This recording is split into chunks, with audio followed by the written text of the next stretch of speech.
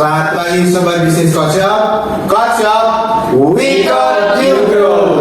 Oke, selamat pagi teman-teman yang lagi nonton podcast Bedah Buku. Kali ini kami mau melanjutkan podcast Bedah Buku dari buku Psychology of Money. Sekarang kita ada di bab 14. Sebelumnya kita mau perkenalan dulu. Perkenalan dulu. Saya Dana. Di sini ada dua rekan saya. Saya Diana. Saya Niko. Oke, yang di sini sudah aku infokan tadi ya, yang kita mau menjelaskan tentang Bedah Buku Psychology of Money bab 14. Di bab 14 ini judulnya You'll Change, atau kamu akan berubah, Anda akan berubah. Ini tentang apa? Mungkin nanti bisa teman-teman pantengin podcastnya sampai selesai. Nanti kita jelasin, ini kita bakal bahas buku ini tentang apa di bab ini. Yang pertama, di sini ada beberapa studi kasus ya. Dari buku ini dijelasin, ada mulai dari yang orang yang yang dulunya pengen jadi dokter terus jadi nggak puas segala macam, terus ada yang pengacara, traktor, apa itu. Mungkin dari teman-teman ada yang mau menjelaskan studi kasus yang ada di sini.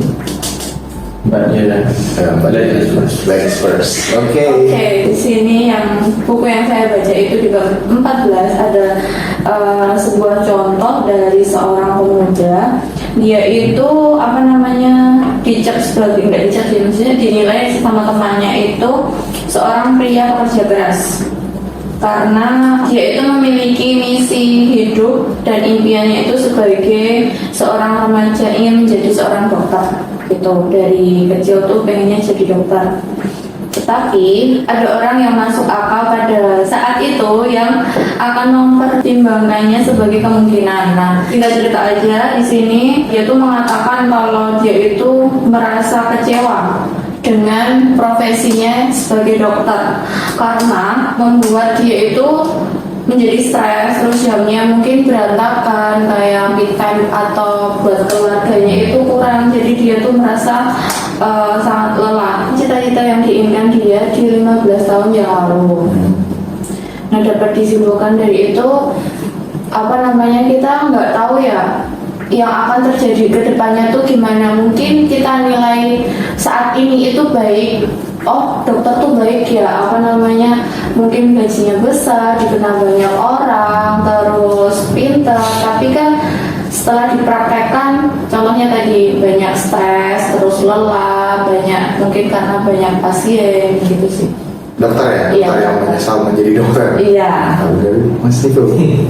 Kalau dari saya, yang saya baca dari buku ini sih, jadi si penulis itu menceritakan, mungkin ini di daerah si penulis ya, ada setiap anak laki-laki umur 5 tahun tuh merasa kalau besok saat dewasa tuh dia ingin bekerja dengan farmer lah, kayak petani gitu loh. Jadi dia kerjanya kayak naik traktor kan. Kalau anak-anak kecil lihat itu kan kayak keren. Besok aku gede tuh mau jadi kayak gini gitu.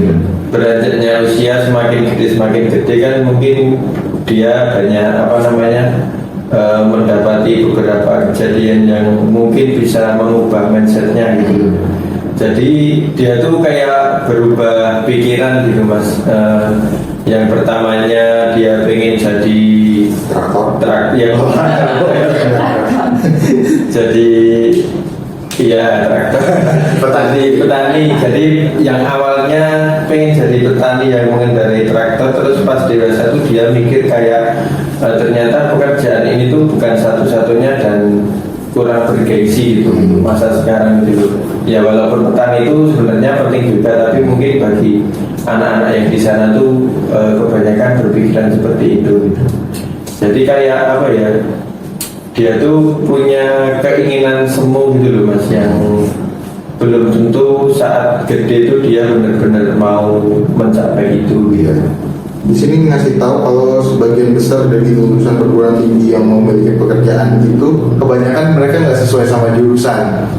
Nah, jadi dia kuliah di apa, tapi jadinya apa, kayak gitu-gitu. Jadi kebanyakan kayak gitu juga kalau di sini dijelasin. Jadi ya kayak gitu aja orang kelihatan kalau ada perubahan ya. Yang awalnya dia kayak ya kayak contohnya aku aja deh, dari kuliah di perikanan Jadi kerjanya malah jadi desainer dan lain-lain kayak gitu. Ini kalau yang tadi kita udah ngejelasin yang ada di buku ya, mungkin dari teman-teman ada pengalaman tersendiri tentang ini, tentang perubahan dari teman-teman sendiri dan cara menghadapinya gitu. Yang relate Ya. Mbak Diana. ya misal dari aku dulu tuh aku ngiranya di umur 23 tahun itu enak. Enaknya apa? Udah nikah, Oh, iya. habis itu punya ya kan katanya relate. Nah itu habis itu punya banyak uang. Ternyata tuh sebaliknya. Ternyata kayak gini ya jadi dewasa itu banyak rintangannya kayak gitu. Oh, iya. Banyak rintangan. Apa yang jadi rintangannya? Apa ya? Ya apa ya dari segi mungkin tabungan juga masih kurang. Habis itu mungkin yang dulunya bisa beli barang apa aja yang pengen dibeli, sekarang malah mikir Ya. kalau gue dibeli ini tuh eman gitu, lagi ditabung gitu. Oke, lebih banyak perubahannya dari secara mindset juga ya. Oke, dari itu. Saya setuju sih sama Mbak Diana. Rata-rata orang tuh mikir kayak sering banget ya kita jumpai itu kayak ketika kita pas SD keburu pengen SMP, Ya. SMP pengen SMA, SMA pengen kuliah, kuliah pengen kerja gitu. Nah kalau yang tak lihat-lihat tuh sebenarnya apa ya? Yang harus dilakukan tuh lebih ke tidak perlu mengkhawatirkan masa depan dan tidak perlu menyesali masa lalu gitu loh. Jadi kayak ya nikmatin hari ini aja gitu loh. Terus untuk yang kedua, kalau yang contoh relate di kehidupan nyata yang sama kayak buku sih, paling apa ya? Ya banyak dari teman-teman yang kecil pengen jadi apa, terus gedenya ya kerja sedapatnya gitu kan. Contoh kayak teman saya ada yang dia tuh bertekad banget pengen jadi tentara gitu.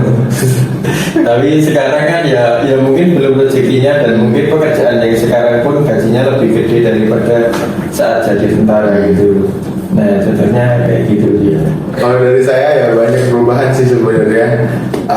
Dari yang dulu ya kayak kata Niko, dari SD pengen cepet SMP pengen cepet SMA mau kuliah ngambil jurusan apa, ternyata pas kuliah banyak perubahan. Ada yang pas kuliah pengen ngeband, pengen jadi artis lah apalah, terus kebentur sama realita. Mending ya udah akhirnya kerja ternyata kerja pun nggak langsung jadi desainer, jadi sales CS segala macam dulu.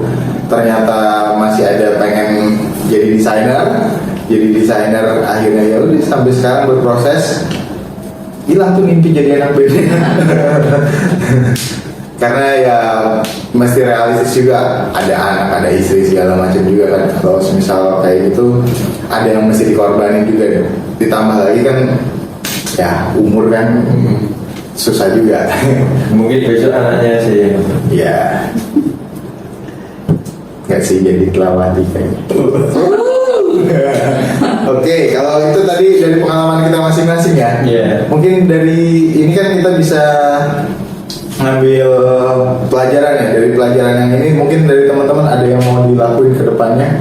Dari ini apa sih? Kalau dari akan ini apa namanya perubahan ya, kalau bisa disimpulkan dari bab ini mungkin berpikir lebih baik lagi di saat ini agar besok menerima perubahan yang lebih besar lagi. Oke, lebih terencana. Iya, terencana terperinci juga. Jadi itu Kalau dari saya lebih ini sih improve aja sih mas. Jadi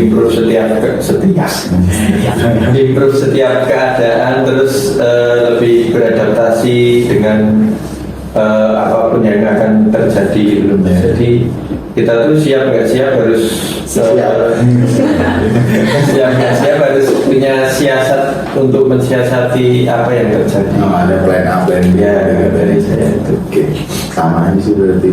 Ya, seenggaknya kita ada preparation untuk nanti kedepannya bakal kejadian apa, kita udah punya plan ini. Ya, kalau mau butuh plan B, plan C, sampai plan Z, plan A, plan AB juga bisa kita lakuin gitu sih. Pun kalaupun nggak ada plan tuh kita harus bisa tenang gitu loh menghadapinya. Gimana caranya biar plan itu muncul sendiri sebelum kita punya plan. Ya, lebih ya baik lagi lebih adaptif aja Ya, sih sama perubahan untuk bisa menghadapinya, apalagi kan ya perubahan sekarang teknologi udah kayak gini tambah cepet banget kan. Ya kayak gitu sih. Kalau ngomongin tentang perubahan nih, kalau kita punya bisnis dengan perubahan yang kayak gini ya seenggaknya kita harus punya peralatan perlengkapan untuk menunjang bisnis kita kan. Betul. Ya, contohnya apa aja? Di Kocok punya banyak alat-alat untuk menunjang bisnis teman-teman. Ada printer kasir, Ada scanner barcode, Ada printer barcode, printer ID card, laci kasir, paket-paket kasir. paket-paket kasir juga ada, mesin penghitung uang, untuk printer. supply juga ada kayak ribbon, terus card read, label gitu banyak banget. Ya ada banyak banget, jadi mungkin teman-teman bisa langsung kepoin aja di kocok.co.id atau bisa langsung dicek di marketplace kesayangan teman-teman. Ada yang di marketplace hijau, oranye, biru, ungu, dan lain-lain, ada semua kita. Dan kita ada di banyak cabang di kota-kota besar di Indonesia, ada di Jakarta, terus mana lagi? Semarang, Surabaya, Makassar, Medan. Nah, ada di 5 cabang. Mungkin tahun ini doain aja kita bakal nambah cabang lagi. Amin. Buat ya bisa menunjang usaha teman-teman yang ada di Indonesia. Kalau usahanya ikut berkembang, pertumbuhan ekonomi di Indonesia juga ikut bertumbuh, ya kita juga jadi negara yang lebih maju dan lebih sejahtera aja sih gitu. Untuk kesimpulannya dari bab ke Psychology of Money bab 14 ini, intinya kita harus lebih adaptif buat menghadapi perubahan ya. Oke. Semoga apa yang kami sampaikan bermanfaat buat teman-teman. Lebih dan kurang kami mohon maaf. Wassalamualaikum warahmatullahi wabarakatuh. Terima kasih.